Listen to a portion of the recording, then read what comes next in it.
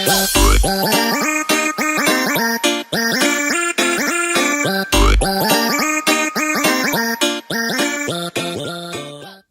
guys, thanks for joining us for another quarantine chat. I don't know about you, but for me, this quarantine has brought some first-time experiences. The other day, I get a knock on my front door, and I open it, and it is this stranger wearing a military-grade face mask, and he's come to service my house, but he's afraid of catching the coronavirus from me, so he's got this mask on, and it was just really this awkward exchange. It was a first. And it got me thinking about face masks a little more, because I don't know if you've noticed, but a lot more people are wearing face masks when they go out these days. And I hear there's a shortage of medical masks, so people are coming up with their own.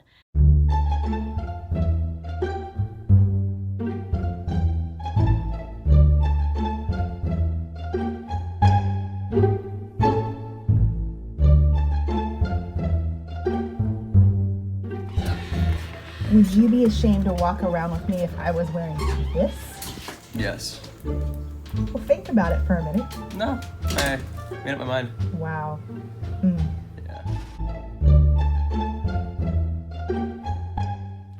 Unlike the water bottle mask, the orange peel is much less cumbersome.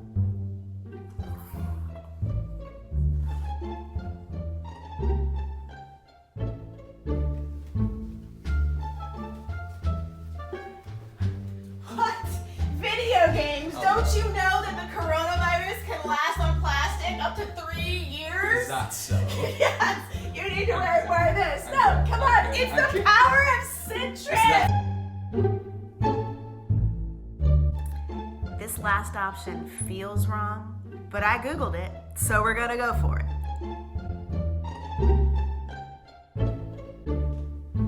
Wait, Rob.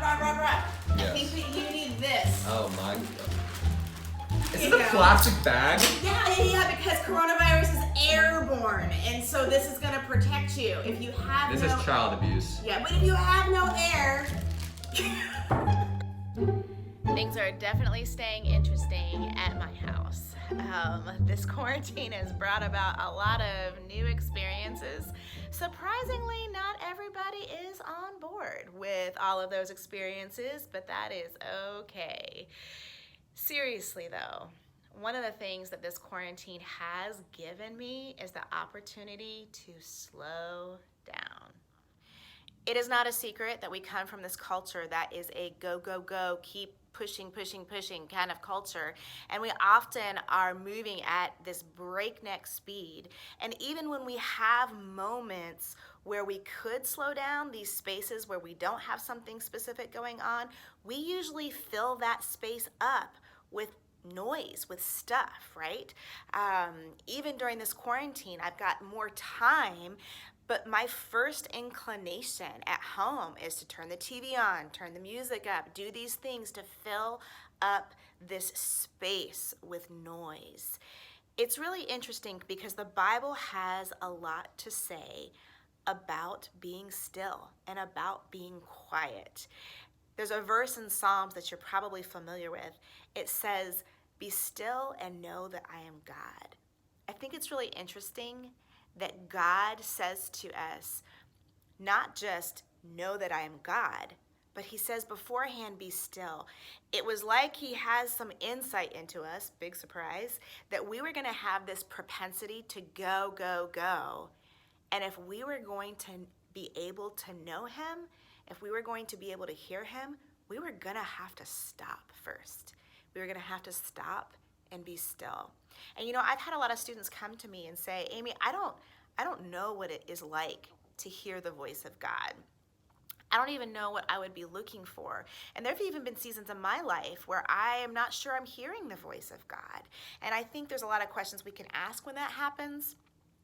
But probably one of the first questions we need to ask is, when was the last time we were still? When was the last time we put our phones away? We got away from people. We turned off the music. We turned off the noise for a minute and just sat in the quietness to listen. So I'm going to give myself the Be Still Challenge this week. For 30 minutes every day this week, I am going to take some time, put away my phone, turn off the music, get away from people, and just be alone with God to think. And you might be asking me, well, what are you going to think about for 30 minutes? Well, I have 3 ideas to get us started for this challenge. The first idea is think about your life right now, right? Reevaluate some things. You know, this quarantine has required you to cancel a lot of things in your life. Is there anything that after the quarantine that maybe needs to stay canceled? Or maybe for you, the quarantine has given you the opportunity to start some things. Is there anything that you should continue doing after the quarantine? Another thing that you could spend some time thinking about is your future. You know, oftentimes we have this picture in mind, we have this target, this goal about who we want to be and where we want to be in our future, and it's over here. But right now, our feet are pointed, our arrow is pointed in this other direction. And if we keep going in this direction, we are never going to hit that target. This would be a great time to spend some time alone with God and ask Him, am I pointed in the direction to become the person that I want to be 3 years from now, 4 years from now? And see what God tells you. Another thing that you could do is take this time to ask God, is there any area in your relationship with Him that He wants to see you grow? You know, oftentimes we withhold some things from God. We keep Him at arm's length and we stay busy so we don't have to think about it. Is there any area of our life that God is saying, you know what, I want to talk about this? So these are the 3 things that we can do to get us started. And it's going to be interesting to see at the end of this week what we learn, what we hear from God, what we learn about ourselves.